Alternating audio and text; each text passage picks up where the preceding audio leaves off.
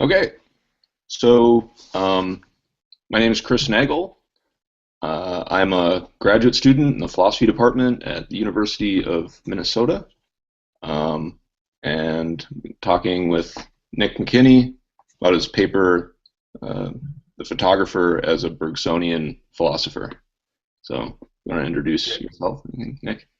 Uh, as you said, my name is Nick McKinney. I'm an undergraduate at Coastal Carolina University. I'm double majoring in history and philosophy with aspirations of one day being a graduate student like yourself. Awesome, awesome.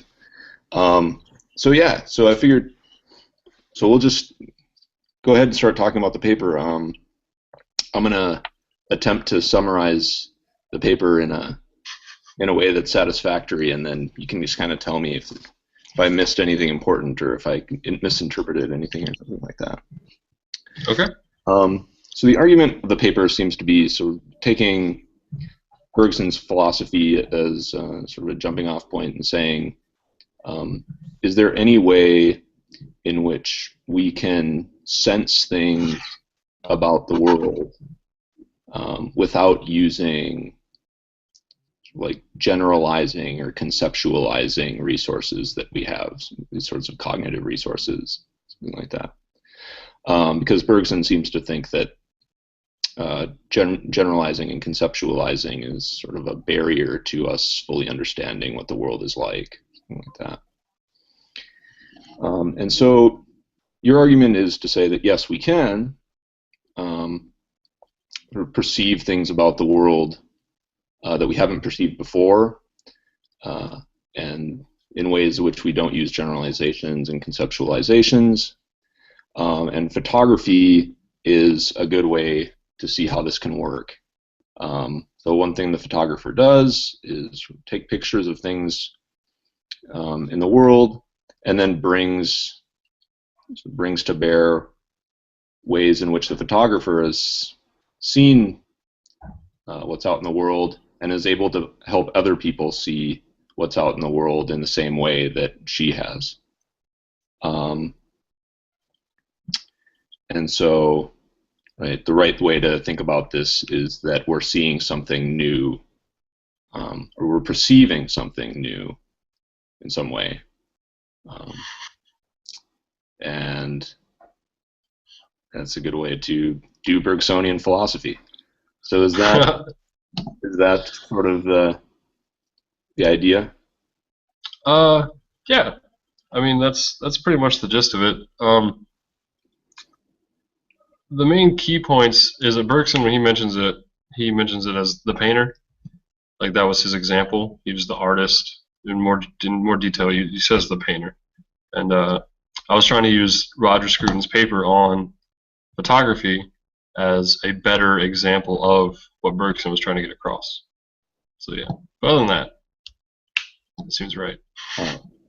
So you're kind of arguing that photography might actually be a better way to do this Bergsonian project than painting. Yeah, yeah. Because there's essential differences between the two that I think Scruton highlights and fit better into Bergson than the painter does. Cool. So yeah, so I guess I've got some sort of questions about this generally. One way that you were kind of fleshing out the idea of generalizing and conceptualizing was to use this example of, so say I'm sitting down at a table with somebody else, and I don't directly perceive several things about that person when I'm seated at the table with them. I think one of the things I don't see is their legs or feet, because the table is a barrier to seeing those things. So I use my cognitive apparatus to fill in the blanks. So I do know that there's legs there because I can, because I know from before that this person has legs, and they're not a sort of floating torso and head or something like that. Yeah. One thing that struck me as interesting about that example is that you can't, like, in fact, you can just like poke your head underneath the table or something like that, and look and see. Oh, okay, there's feet and legs, and then Yeah. seemingly I've used my perceptual, I don't know, sort of, yeah, it's just the bare perceptual tools to confirm something about the world or something like that. Yeah. One thing that maybe is weirder than that is this sort of like Humean skepticism about, or I don't know what you'd call it, about like causality or something like that, right? So we see one billiard ball hit another billiard ball. We see that when the one billiard ball hits the other one moves, and and the first one stops moving, and we sort of, like, there's just something about that our perception, right, doesn't tell us. It doesn't tell us why the second ball moves when the first ball hits it, right? So sort of like, according to our reason, there's nothing weird there. So there's nothing immediately contradictory about the first ball just going right through the second ball or something like that, right? And this is sort of the situation where, to me, it seems like more baffling. Like we're conceptually filling in the blanks here, sort of explain why the second billiard ball is moving, but on Bergson's account, everybody has a different philosophy because they conceptualize and generalize in their in distinct ways. I don't have any access to the way that you conceptualize the causal process of the first billiard ball hitting the second billiard ball. As far as we know, we could all just have a different notion of what what causality is or something like that. So I'm wondering if, I don't know. I mean, what do you think about this type of example of weird things that you can't perceive or something like that? I think it really, so one of the problems that he has with the way philosophy works is highlighted very well by that. So he says something along the lines of the intellect, it doesn't have any, you can't relate well to the world the same way that perception does. So imagine a scenario where we're both looking at this billiard ball, and we actually perceive the change in some way. There'd be no need for me to try to explain to you how I perceive it and what comes from that muddiness of trying to explain. I don't know.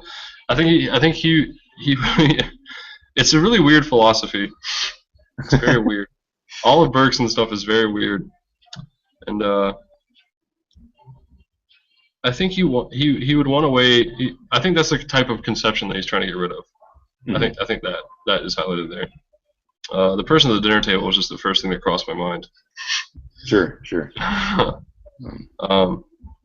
But I mean, it seems very accurate, at least, that assumption that if we can see everything, we generally take perception to be this vertical thing that we can trust. If we can see that when this billiard ball hits this other billiard ball, what actually takes place, and not assuming the causal relationship or conceptualizing the causal relationship. I still don't quite know how that would work, but I think that gets to the heart of what he's trying to say. Yeah. I mean, it's really interesting. I mean, it might be some point about something like if we can't perceive it, then there's no real point in talking about what it might be or something like that, right? Yeah. There's a question. So then there's this further question of, well, maybe painters and so maybe photographers, best of all, can give us some sort of access that, to the world that we didn't have before. And it seems puzzling to me how this could be done, particularly in a case like causality or something like that, right? Yeah. Of course, I mean, maybe this is the wrong way to think about it, right? I mean, probably I don't want to be thinking that photography should be giving us insight into things that we've conceptualized, because we're not supposed to be conceptualizing, right? We're supposed be supposed to be ditching the conceptualizations and just seeing what we, like, well, what else do we perceive? So what, I mean, like, I was wondering if you had maybe an example of, I don't know, maybe like a photograph that you had in mind, or or maybe like an example of a way in which you can use a photograph to perceive something that we, that we haven't perceived before. I think there's definitely examples of photographs that bring to light different things that we haven't paid attention to, and maybe that's more what Bergson wants, to attend to things that we don't notice. So, for example, this project came about in my mind because there's a photograph student at the university I attend, and they did these photographs where they took roadkill off the side of the road, brought them into a studio light, and photographed them very up close and abstractly, to bring to bear this idea of things that we ignore on the everyday. And I don't know if that's kind of what inspired the thought. Inspired more the thought of what are the differences between photography and painting. But it's clear evidence that, I mean, there's things that we do take for granted that we don't see, and it seems that photography can do that, or at least give us time to focus on them in a way that allows us to attend to them more in more detail. I can't think of any photographs right off the top of my hand that photograph causality. I didn't have any of those examples ready. Yeah, no, so I wouldn't expect that you would, but I think the example that you just gave is like helpful for me, anyways, to see how this could be done. Like, yeah. I think like, so seemingly, I mean, I guess immediately it seems like you're right. If there's going to be an art form that's going to allow us to perceive things in different ways that are actually in the world, yeah, it's going to be photography or film or something like that, right? Because sort of these reasons that Scruton kind of alludes to, like, photographs in some sense have to be of something, because whatever they're of, it actually is there. Yeah, it actually exists. It's there. Yeah. Not like a painting which has the possibility of being clouded by the artist's interpretation of something.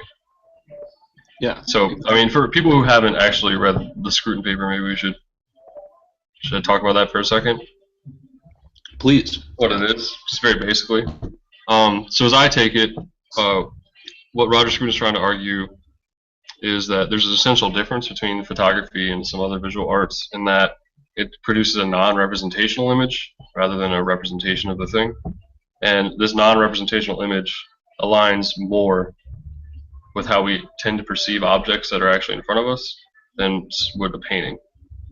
I mean, that's very basic, obviously, but the finer points, I feel like we're probably going to talk about them. So do you want to talk about like the relationship that you stand to the photograph compared to the painting? Sure. I mean, okay. Yeah, go ahead. All right. So in the process that a photograph takes, he's working with what he calls a logically ideal photography. So photography in its ideal state, which is simply there's an object, a referent of the photograph. The image is captured by the push of a button, and then an image is produced without any developing process or anything like that. It's just produced as it stands. And in that way, it's similar to as how I see the referent of the subject. There's no interruption to the direct light that's passing. It's all there. You can follow the train that causes the photograph to be taken and for me to see it. Whereas of a painting of the same subject or referent, the painter sees the subject, then it goes into their brain, and there's a direct stop of the light of the causal process, and then the painter produces it as they would see it. And then I look at that painting. So I don't stand in the same relationship to the object as I would if I were truly seeing it. That's very brief, but it gets the point across. Yeah, that's a really good good summary as far as I can tell. Yeah, so we have. So at the start, you have these different at the core, and that's what he's trying to highlight. Yeah, I mean, I guess so. I don't know. Immediately I sort of get a little skeptical about how much of a difference there really is. Okay. So this is just my this is just some reason I know that it seems like in some sense so the mechanicalness of photographs is highlighted, and it seems to me like you could also talk about a painting as a mechanical process, right? Mm-hmm. In a sense, like the motion of the brush strokes or something like that is, you know, you think about the body, if you think about the body as this mechanism that moves the arms and so forth, Mm-hmm. you might see right, the process of creating a painting as a mechanical process that's guided by reasons or whatever else you might think. And so it's also constrained by certain things. So you think the photograph is constrained by what's in front of the like that. How, that sort of produces light or how reflections work or something. And in a sense, sort of paintings are constrained by what types of materials you can use to make the painting, right? Certain types of effects that you can make using paint, and you just have paint, brushes, different materials that you can use. There's a bunch of things like in Photoshop or something like that, right? That you can do to photograph that you can't do to paint. Buildings are in some sense constrained. And so, also in both cases, the photograph and the painting, there's a sense in which it's not of anything until like an agent comes along, right, and there's intentional relation to it.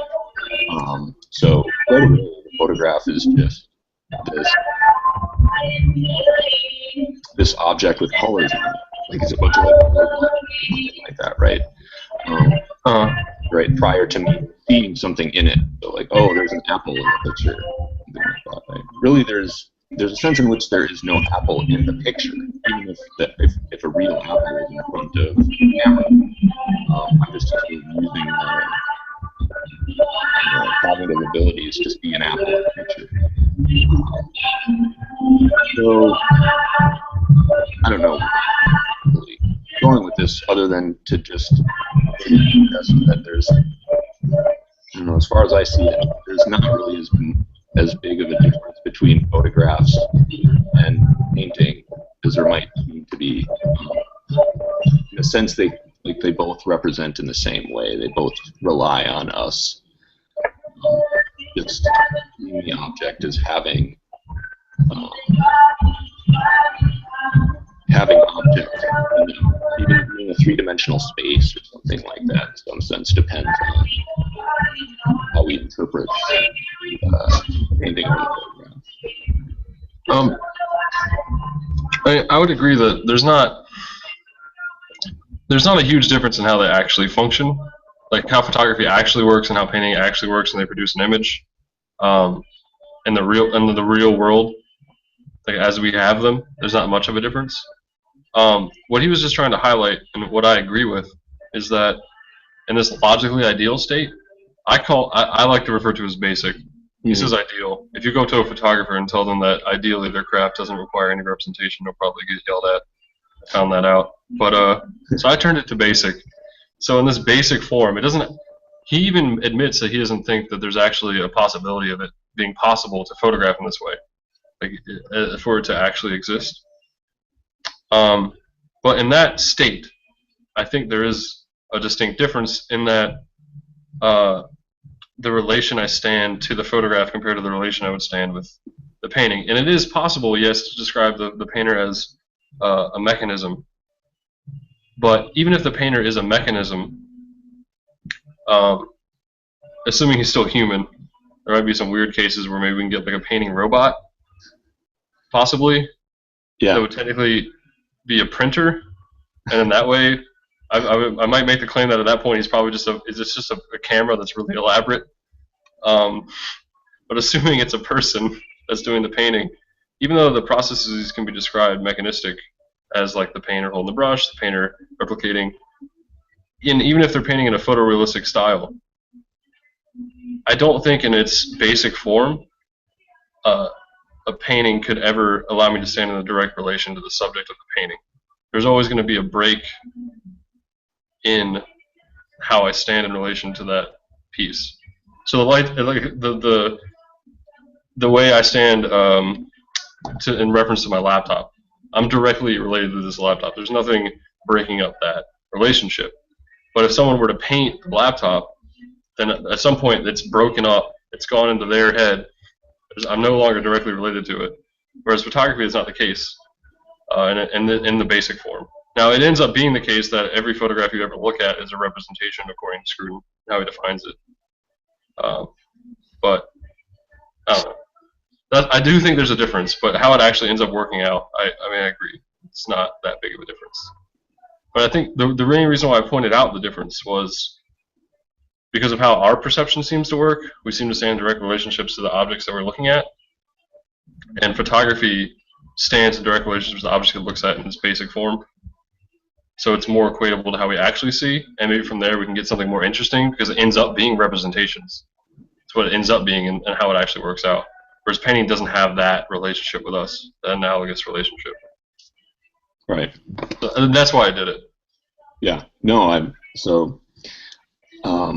don't know, like, yeah, so I'm very sympathetic to the idea that if we are going to perceive something new about the world, photography is probably a better, right, way for us to, or sort of like a more promising, right, avenue than painting. Yeah, as promising as it could be. Yeah, because I mean, it's like, I don't know. There's really something strange, I think, about thinking of painting being able to do this. And I don't know. Maybe you can explain to me what Bergson has in mind here. But it seems like if I'm going to see anything in a painting at all, it's going to be due to a generalizing or conceptualizing process, right? Because I have to try to. I don't know, in some sense I have to kind of try to figure out what the painter was trying to represent, right? Especially in maybe more abstract paintings or something like that, right? Like a cubic painting or something like that. I'm gonna have to start using my critical reasoning skills to try to figure out a lot of them even about, right? And in photography, it doesn't sort of happen. Like, I mean, maybe in some sense it could happen, right? Like, say, the photograph is blurry or something like that, right? It was taken out of focus or something. So I have to the world, right, wasn't out of focus, right? When the picture got taken, the world is the way the world is. The picture's out of focus. I have to use some methods to try to figure out what the picture is of. So, I mean, but even if it's go ahead. All right. Well, maybe we should think about what maybe Bergson was trying to say. Maybe that might be helpful. So, I mean, it was part of his stuff relating to art is a page of a chapter of a book. So he doesn't elaborate too much, but it's contained in a chapter called The Perception of Change. So and that's the first part of the two parts of the chapter, and the second part is him dealing with Zeno's paradoxes. So he's looking at how we can come to understand change in that way. Which, Bergson's overall project dealing with like duration, simultaneity, and stuff like that is famous for that, and how we describe information and all these things. But so this is an important thing. I think someone brought it up to me recently. I don't think he's trying to get rid of all reasoning. obviously, I don't think he's trying to get rid of mathematics or anything like that, or something like that. I think he's just trying to say that if we come to know the world as far as change goes, because we really don't know any, as far like I've never been taught anything to come to believe that I understand how things work when it comes to change. So I think he's trying to highlight that aspect of it. So maybe a painting or a photograph could give us some insight into how things change in that way. Maybe we can get rid of those kind of cognitive abilities. We would need to do that. I don't know, because I don't think he would. I don't think he would want to say that we're trying to get rid of math. Yeah. I'm just trying to point out the distinction between when we say cognitive abilities or reasoning. We're not talking about all of the heavy hitters or anything like that. We're not getting rid of all of Plato's world. Sure. So okay, so that's helpful. Because immediately what I was thinking about conceptualizing and generalizing was just I see an object, I lump it into a category, or I put a title on it. See the tree, I lump it into the tree category. That's one of the trees, right? When so, but it's not. Is it like that? Is that what's Bergson's trying to say that we shouldn't be doing, or? I think he would say that we shouldn't be doing that. Okay. And I think the reason he deals with this idea of tension. I'm about to get really weird here. And if we're too tense, and it's not as how it sounds literally when he says tension, he's talking about our relationship to the world, how much we focus. If we're too focused, then let's say every day on my ride to work, I am just thinking about work, going to work. That's all I need to do, and then I miss out on everything that happens on the way to work. Like I don't see every tree that I pass on the road. I don't really notice all the details about every car that happens. So if someone asks me, well, what happened on your way to work? Well, I can make very general statements about it. But I don't actually know anything about what happened, really. And I think so the categorization, the reason why that's a problem, if I have this idea of what a tree is, and I go through my life and I'm just like, okay, that's a tree, and I ignore it. Right? I just instantly pass it up as, oh, it's a tree. So I'm driving to work and there's trees next to me, and they're just trees.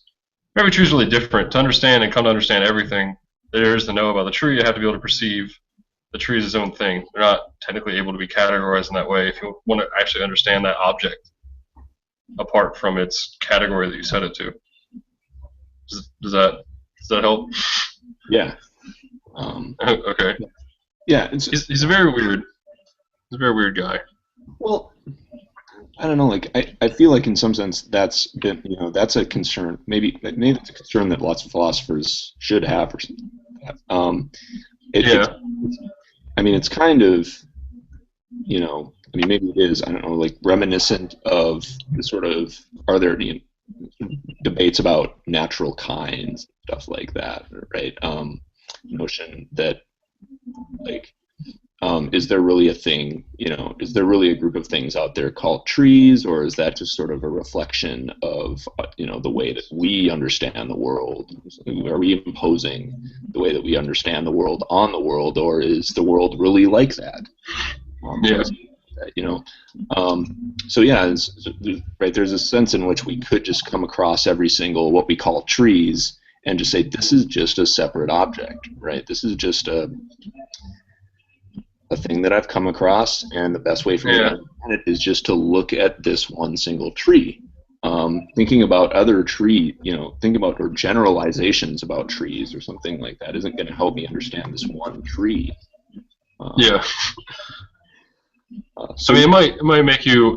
It makes us acquainted to certain aspects of the tree, so that we feel comfortable moving towards it, right? Mm-hmm. So if I have formed these very generalizations about what trees are, I know that everything I come across that has the basic characteristics that it'll have, a trunk, it'll have limbs, it'll have leaves. Generally, it'll have leaves. It takes up water in a certain way, has these certain properties. But it's obviously a distinctly different object than the tree I came before or the category I put it in. So it does seem like we're missing out on something by throwing it into a category and just being okay and passing it along. We're missing out on some aspect of the world in that sense.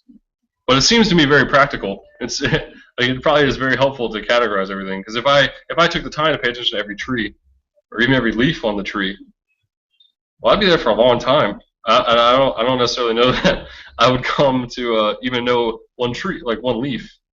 If I had one leaf for my entire duration of my life, I don't think I could ever come to know everything there is to know about that leaf.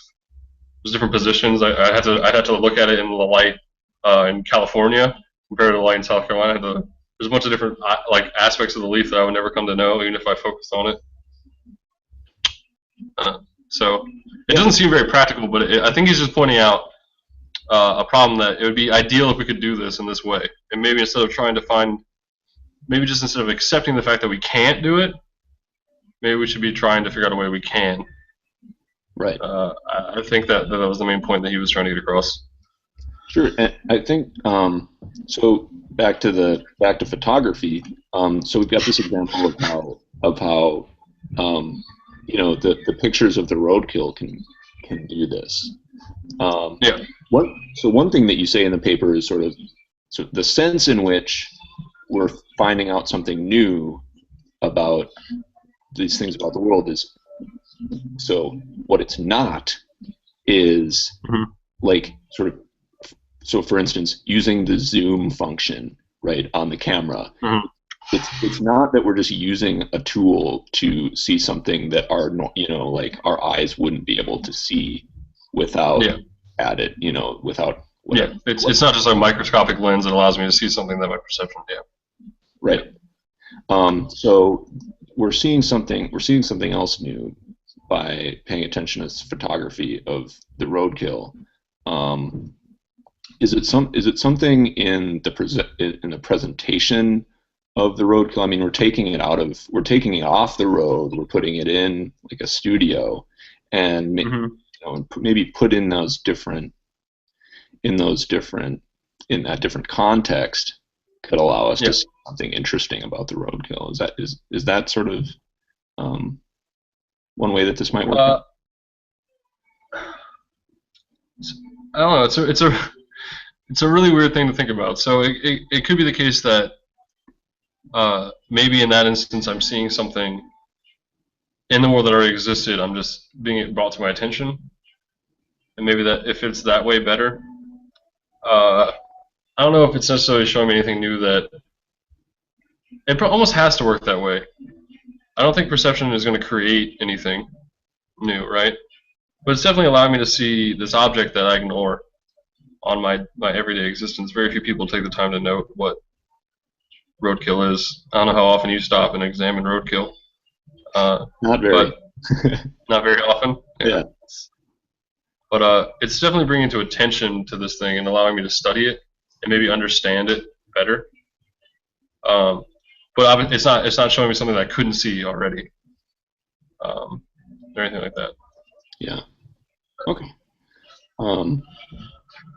So I don't know. Like, I feel like I'm not like there's no barriers for me right now being sort of convinced that this is a good way to do what Bergson is prescribing for us, at least on your account of what's going on. Yeah. So I've got a situation, photography related, that I've kind of just run by you and see what you think about it. Okay. Okay. So, right. So let's say that there's like a paint store or something like that, and there's an earthquake and it knocks a whole bunch of paint cans off the shelf, and and like all the paint splatters down onto a canvas, and it just happens to make an exact physical replica of the Mona Lisa, something like that. Okay. All right. So there's that. And then, so like imagine a different situation in which there's a camera just sitting on a desk or something like that, and there's an apple in front of the camera, and let's say a book falls off. There's an earthquake and a book falls off of a bookshelf, hits the shutter release or whatever you call it, and, like a little Polaroid image pops out, and it's right what you would expect to see, like in whatever sense, like there's a picture of an apple there. Right? Yeah. I don't know, like so it's weird to think about. It's weird to think about, like, so the painting is not like, you might think that since there was no intentional process, the painting, if if you could even call it that, you can still tell that it's a person. If you look at it, you can tell that it's if it was an intentional painting, it would be an intentional painting of a person. Yeah, well, as much as the Mona Lisa actually looks like a person. Yeah, right. And then in the photograph case, right, there's a sense in which the app, like, regardless of whether there's intentions or not or something like that, right, it's a picture of an apple. Right? Yeah. I guess, like, the thing that I sort of get curious about in these types of cases is why is like, I don't know, so why is intentionality figured so heavily in painting? Why is it that we want to say something like, so the first case isn't a painting or something like that, right? Because intentions weren't involved. Yeah, that would be, Yeah. In the second case, it's a photograph of an apple, because even though no intentions were involved to photograph an apple, like, that's what shows up. That's what shows up on the photograph. In some sense, I'm sort of inclined to say, well, even so, like, all it really is a photochemical process that puts some colors on, like, a photochemical, surface like that. And until you come along and look at the photograph, it's not of an apple until somebody comes along and sees an apple or something like that. I don't know. Is this? I think the way Scruton describes photography actually incorporates that problem fairly well, because in his logical idea of photograph, the photographer is not necessary at all. Like, if you could set up a camera to do that accidental process of a book falling on it and just take an image, and what's produced is a non-representational image. It's a product of photography. Whereas we have this idea that there's intentionality involved in a painting, and that's what I was trying to, kind of in a roundabout way, illustrate in the differences that I try to draw between painting and photography.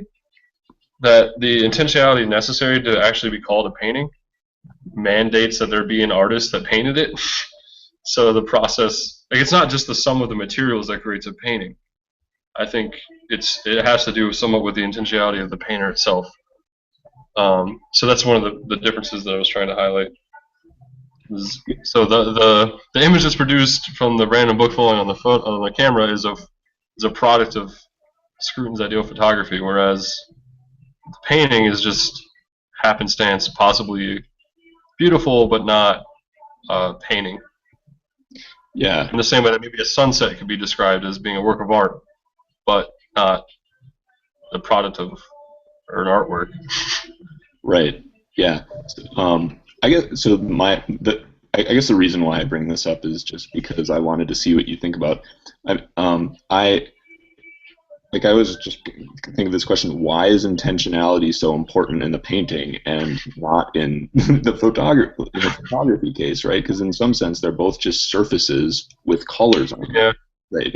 Yeah. There's no apple in the photograph. It's just a surface that we interpret as being of an apple or something like that. But now I'm kind of curious, because I just assumed that entailed in the definition of a painting, there's a painter. Whereas I didn't have the same assumption for a photograph.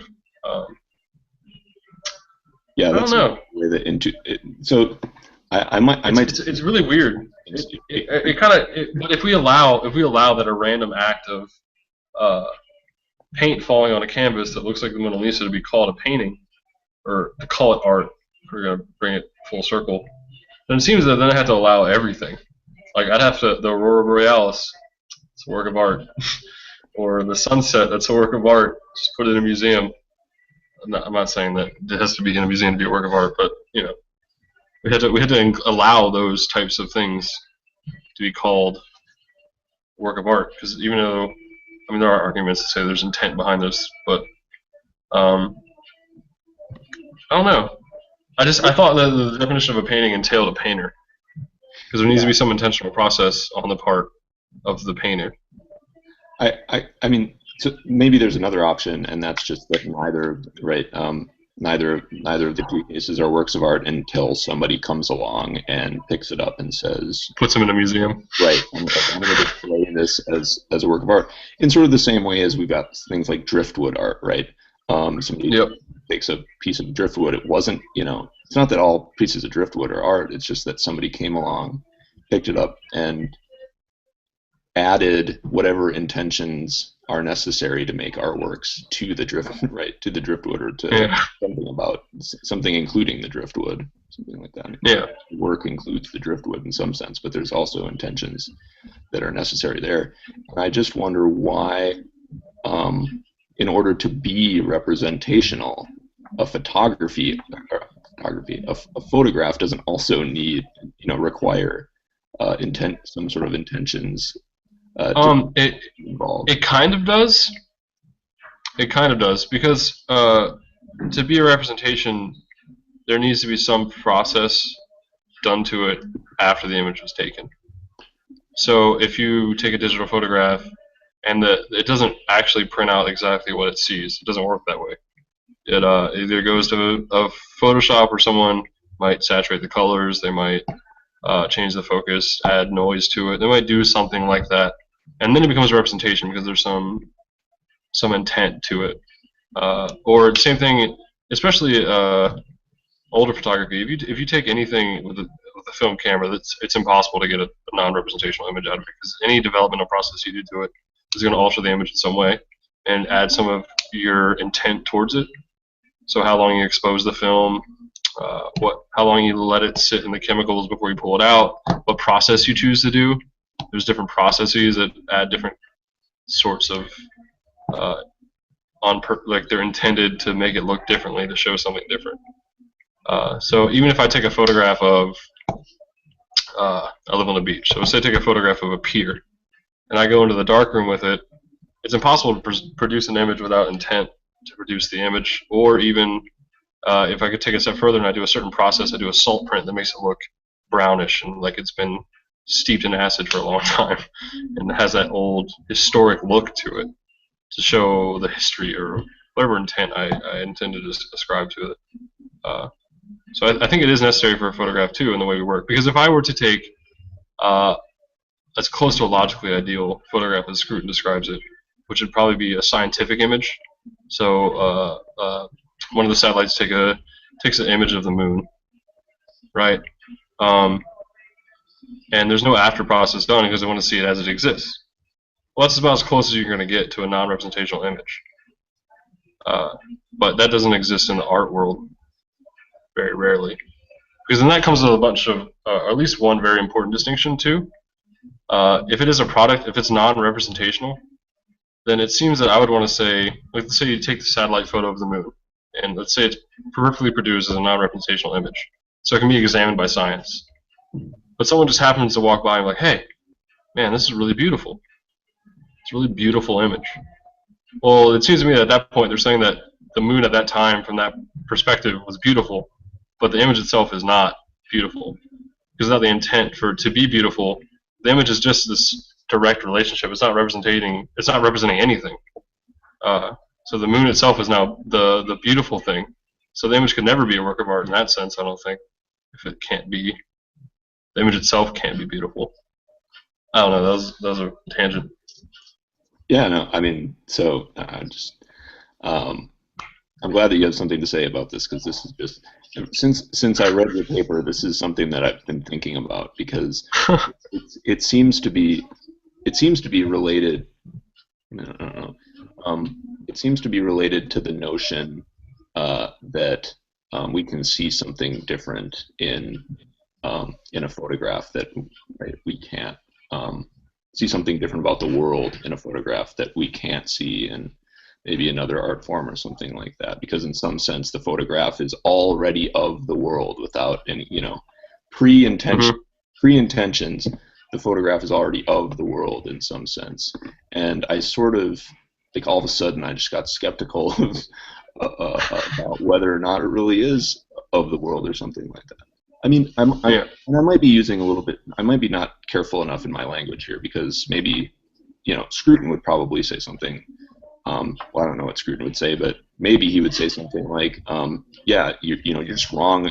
Like, sure, a photograph, especially an ideal photograph, it doesn't represent anything, but maybe in some sense it presents something. Yeah. That's out there and that's real. Because it still allows us to be acquainted with the object, right? So I can still, yeah, it's allowing me to see it as I would have seen it if I were there, or something along those lines. But I still have what it was like for me to see it. It still gives me all of that access, those kind of things. I don't know. Well, cool. So I think we might be getting close to being how much time. Oh, it's been like 50 minutes. Yeah. So Yeah. even though I could talk about this topic for a long time, but I suppose we should wrap it up. But I want to say thanks for sort of submitting this paper, and I'm glad that I got to read it, and it helped me think about these issues, especially in photography, a lot. So, well, thank you for taking the time. Well, great. All right, so see you later. All right, bye.